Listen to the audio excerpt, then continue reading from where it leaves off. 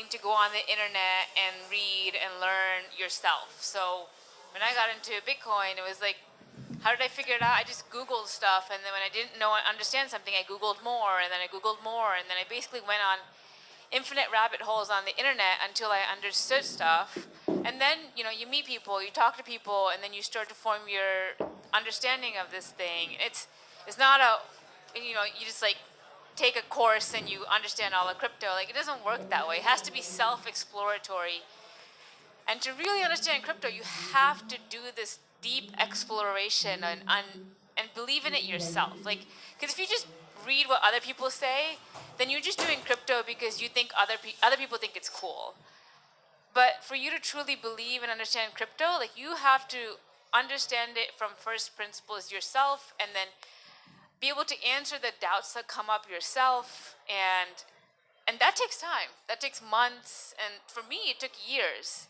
Like, Balaji told me about Bitcoin in, God, like 2014, and at the time, I kind of read the Bitcoin white paper, and I didn't really get it, and I just put it aside, and I was like, I got obsessed with machine learning for a bit, and I was doing other stuff, even though I knew about crypto. I didn't like fall heads down into it the moment I heard it. And then, I got into Coinbase, and even when I was at Coinbase, I wasn't fully convinced and bought into crypto. I was still like, I had a lot of doubts. I'm like, I'm trying to figure this out. So it took me probably 2 to 3 years to really fully understand, like, okay, what is crypto, and like, why does it make sense?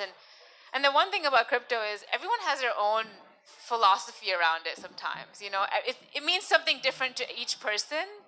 So this is what I mean. Like, you have to be willing to self-explore and learn it. So I think maybe, like, there's people in the industry who are putting together little, like, here's how you can get an intro to crypto. So I don't know if any of you follow Haseeb Qureshi, but he put together a intro to cryptocurrencies course, and I think he's going to open source it.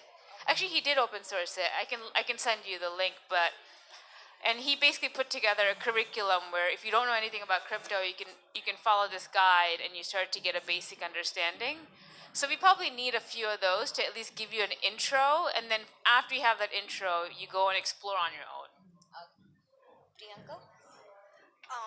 For me, so my first intro to the blockchain was after reading Preeti's blog, and so here, at least what I did was I understood some key terms: what is protocol, what is consensus, etc. But then that's not enough, right? So I remember subscribing to this newsletter called 10 Days of Bitcoin.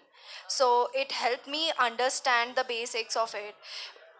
So yeah, that was very insightful, those 10 newsletters. So the person would send a newsletter every day. That was very good.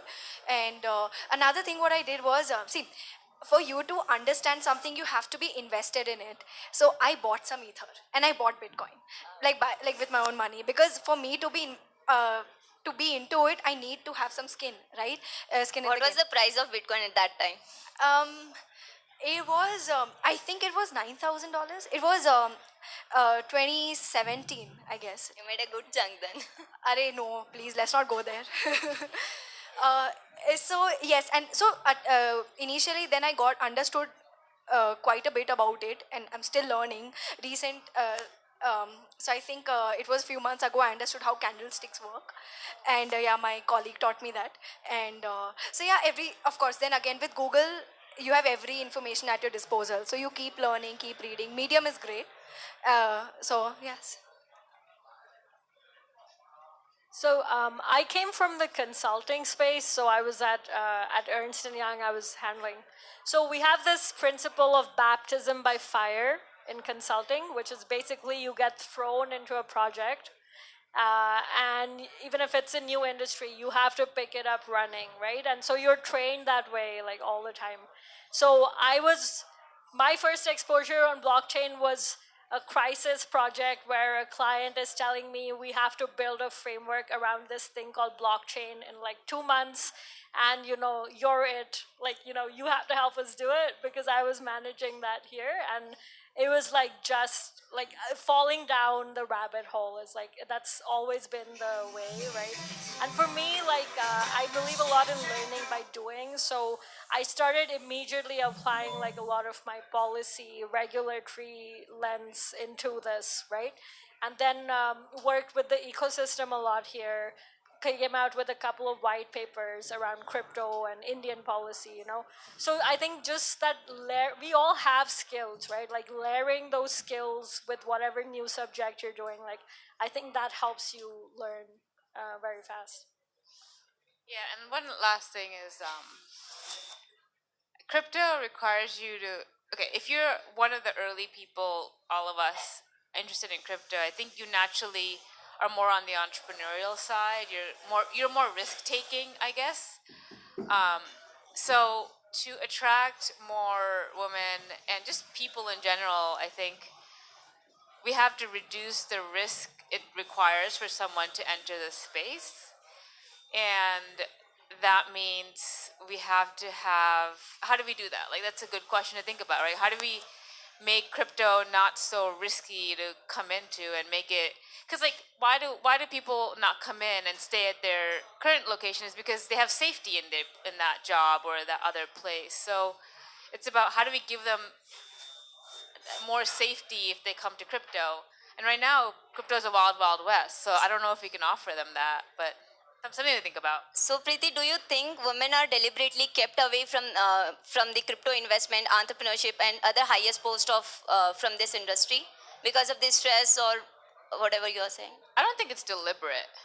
Again, I think it just comes down to the fact that crypto has more risk. It requires you to be a lot more entrepreneurial, and you have to be very self motivated to learn about it. And so a lot of women, like maybe they have the time and the energy to do that for a few years, but at some point they might have children or they might have families. They don't maybe not even have the time to make that investment. So I don't think it's deliberate. I just think it's just what it is. And again, we have to give women the opportunity to know about it in their youth.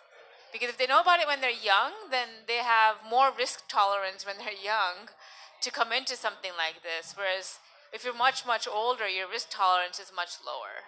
Yeah. Adding to that, right from the education to the professional arena, women require a kind of recognition and the motivation to move forward. Yeah, I agree to that. And coming back to Tanvi, you have spoken to so many regulators across the world. Have you seen any regulators moving, coming forward to help the woman or the female who wants to take up or who wants to take up the lead? Do you think?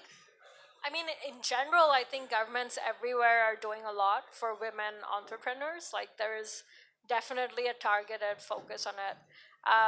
In crypto, I wouldn't say like that's different. It's not like they're especially targeting women crypto entrepreneurs.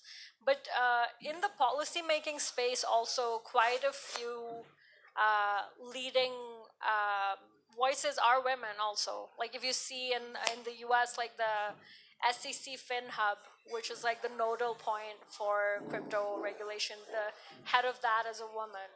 Um, now the chair of the European Central Bank is a woman. It's Christine Lagarde. At the EU level, like all the regulatory bodies, the ESMA, the EBA, all of these, the studies, it's all chaired by women. So I do see a lot of women very active in the thought thinking and research and advocacy on this topic. Um, and yeah, I don't say that it's any different from other industry. Which country have you seen the more women in policy and government sector when it comes to blockchain and crypto? I think in the EU region, it's definitely very high. That's it. The next question goes to Priyanka. You have been with WazirX since I guess the first day of WazirX, isn't it? Yes. Do you have any analytics pertaining to crypto trading for male versus female? Do you have any analytics? So I was going through our social media stats. I cannot talk much about the trading, but I think 91, 92% of our followers are men. WazirX followers are men, and even on our community channels and all, we see co- a majority of chunk, like it of course constitutes of men. And so I've spoken to a few female traders from our group, asked them what they think, do they know other traders, like female traders. So yeah, so their response was the same, that they know very few female traders, like maybe a couple of traders. In fact, this lady I spoke to, she's the only female trader I'm aware of, I know. And the answer was the same, the reason was the same, that there is very little exposure and trading, due to the whole nature of like finance and tech part of it. So women, uh, they aren't the target uh, demographic for this domain. Yeah, so but again, it's a male dominated Oh, okay. segment. Acha. When I got to know that I'll be moderating the panel, I opened up this session to community on Twitter and Telegram and got some questions. And one such question was, they asked me to ask you, do you think individuals connect women because they are women or good looking than just looking at their talents? Have you come across with such incidents ever? Yeah, this is where I think it's a slippery slope. It's like I definitely think giving women the opportunity is important, but hiring women because they're women, like I think that's where you start to get into not the best territory, because there are like then it's a slippery slope. You have to do that for every possible minority group, and that just gets chaotic. So I've noticed this happen in the tech world, and I think you're gonna. I don't think the result of that is gonna be good. But it is what it is. I think people are almost trying to solve the problem at a shallow level. Like if you're hiring a woman just to fill your quotas, like that's not solving the problem. That's just putting a band-aid on it and saying, hey, look, like we have more women. But the real again problem comes back to like way younger, like in school, in colleges. Like that's where the solutions are, where you make them, where you educate them and aware them, make them aware, so that they naturally enter the workforce with this knowledge. So that's my take on it. Yeah, and I would add to that something that Preeti and me were talking about earlier. I think it starts at parenting, you know? I mean, it really starts with what attitude you see towards your mothers, to your sisters, you know? I think that's a much larger debate than crypto. Yeah. Yeah, when woman is there, when a girl is there on Twitter, nobody would ask, oh, she is there. And then when she is there in a woman in blockchain, they'll be surprised, isn't it? So let's hear it from Priyanka. Um, yeah, a few people, quite often, some men reach out saying that, oh, you're a woman in blockchain. That's a pretty good thing. Like, so cool to see a woman there. So, um, I feel that's a bit of patronizing there. That, okay, it's not a big deal. It could be like, first of all, being in blockchain isn't cool. Okay, like it's just another industry. Some people may not find it cool. That's absolutely normal. So and yeah, saying that, I also feel I get a little offended, because you wouldn't say that to a man, that, oh, you're a, like, you know, you're a man in blockchain. Like, okay, it's as good as any tech industry. And um, I think um, if some people are incredulous when they see a woman, they also sometimes wonder whether it's a fake profile or it's real. Are you just, you know, a man under the guise of a woman? And so because they see very few women in the space that's there, I would also add to the add one more point here, that you see very few women participating in online forums because they don't want to get harassed. And which I don't know, but like I know very, like, a lot of women who face this issue. What about you guys? No, it's absolutely true. I think women and men use social networks very differently, because my boyfriend also has a lot of followers, and I can see how he reacts to negative feedback compared to how I used to react to negative feedback. And he's trained. He's had to train me to basically not react and like think in a different way. But men and women react to criticisms differently. Women take criticisms on social networks almost personally, where we think it's like something's wrong with us, and that's just, I don't know why we do that, but we do. And I've noticed that a lot of my guy friends don't do that. They're like, "Oh, this is just a random person on the internet. Who cares, right?" Like, they just shrug it off. And so naturally, how many women on Twitter have large followings? Not that many, because as soon as you hit like the 20, 30K mark, like people are really mean on the internet. So yeah, of course that prevents women from coming into the space, because women don't want to deal with that. They don't want to deal with a bunch of dudes calling a woman wrong. Like, that's just stupid. So yeah. Tanvi? And one last thing, before the other thing I wanted to mention was, another way to think about potentially bringing more women is looking at what fields in tech naturally have more women. So I think marketing, for example, is a department that usually has more women. At least that's what I've noticed. Maybe I'm wrong. So maybe having more job openings for marketing fields that target and basically take women from tech marketing and bring them into crypto, kind of transferring them over from the tech world to crypto world. That could be another solution, in my opinion. Exactly. Like just like any other sector, blockchain is no different, undoubtedly. And yes, we need transformation as soon as possible. So, guys, do you know any women-led project that is poised to make a quick impact in this industry? Have you come across any project as such, which is leading by a woman? I don't have one particular example, but there's a few women that in this space that are definitely entrepreneurial. Tezos is one, for example. Catherine Brightman, right? So she's definitely a force of nature. Elizabeth Stark from Lightning. There's probably a few examples, but there's definitely some. There's definitely some. Yeah, I think there are a couple. Like I think also Amber Balde at Clover. She's pretty good. And in the EU area, like I don't know if you've heard of Smart Valor. It's one of the leaders in like this STOs for SMEs kind of model.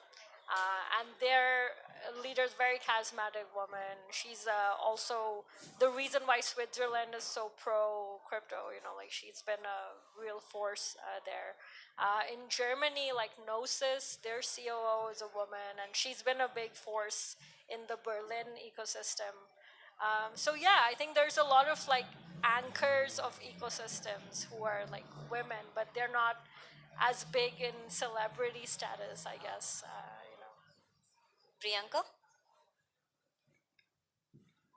Um, I can think of Lightning Labs and Tezos for now. I think there's Banker also that's led by lady. I don't remember her name. So yeah, but I would love to see more come out from India at least. Yeah, yeah. Of course, Tamasum, you're the next person we'll be talking about. So, would you like to give any message to all the women out there? I see only two or three here, but yeah, whoever are not here, what would be your message then? I'll go last. Yeah, I would say that you are at the cusp of like a new industry. It's a new opportunity. I think for everybody who's in it. So really leverage that because most sectors in our country in India are now so overwhelmingly like entrenched with like entrenched players, entrenched monopolies. So you really have like a clean slate to some degree, and I think you should really leverage that. You can brief about the career opportunities they can explore, different career opportunities they can explore. Um, so please read. That's the best thing to do. And so what I also do is like the online forums I'm a part of. I not contribute much, but I consume a lot. So that's a very good thing. And yeah, so especially for non-technical women, um, you it's like tech isn't intimidating at all. Trust me, it's not. It sounds intimidating. The idea of it is intimidating, but it's not. And there are so many ways you can make a career out of it, and especially like marketing, partnerships, anything whatsoever. Yeah, like I think people often think that you have to be technical to get into crypto. I actually think we have a lot of engineers. We actually need much more brilliant marketers and people who can really convey the message to the external world. I think we have terrible marketers in crypto. Like, oh God, it just you read some of the websites and you're like, who thought of this?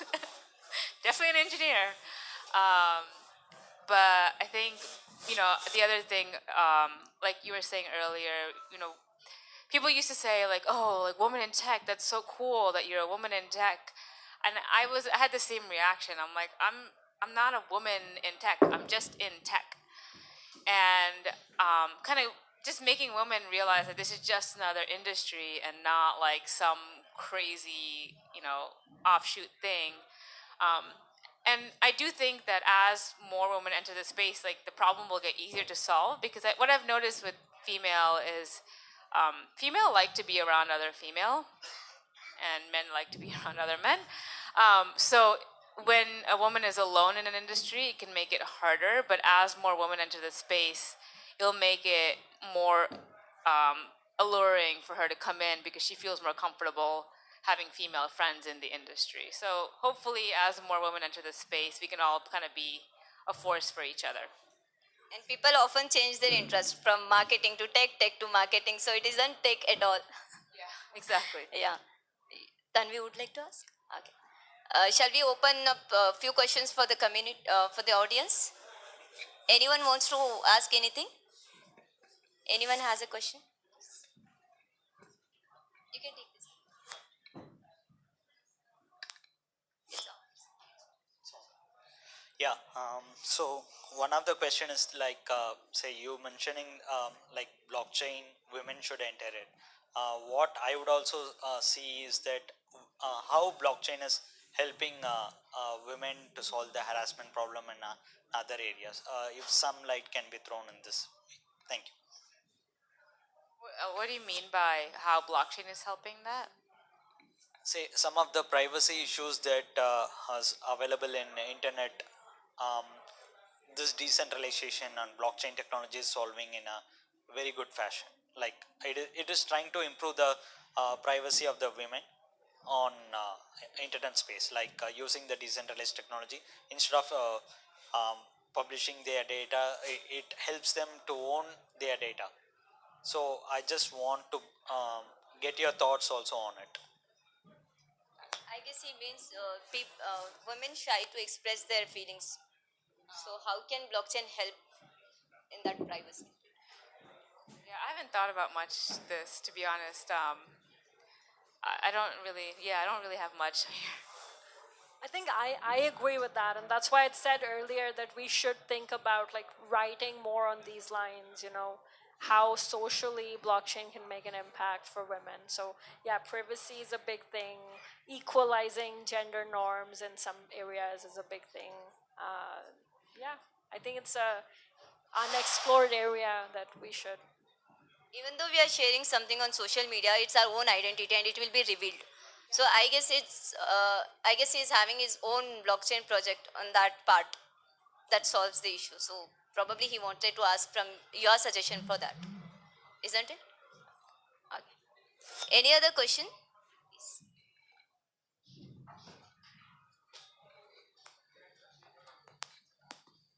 Thank you for the panel. It was absolutely lovely.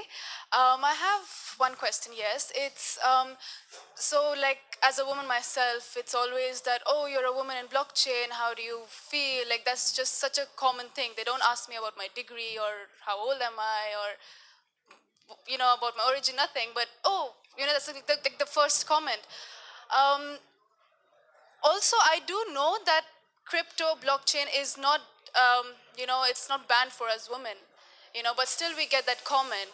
And don't you think that it's up to us women to get out there and, be more entrepreneurial or go out there and be like, yes, like we don't need that comment because we are equally competent, or we're equally passionate to be there. So do you think that we should, like, more women should get out there and create an awareness rather than just getting that question, oh, it's so lovely to see you into blockchain? So I know like Preeti has a take on it, and I think when I think as a policymaker, right, a lot of these things seem like tokens, like not tokens in the crypto sense, like it seems like tokenism, like oh, a woman on the board, oh, a woman in the space, but actually it has created more visibility for women, right? Like, I mean, it doesn't, it's not, of course, it's not solving the root issue of like male attitudes towards women, but just having more women in the room, like, I think that is important. I think that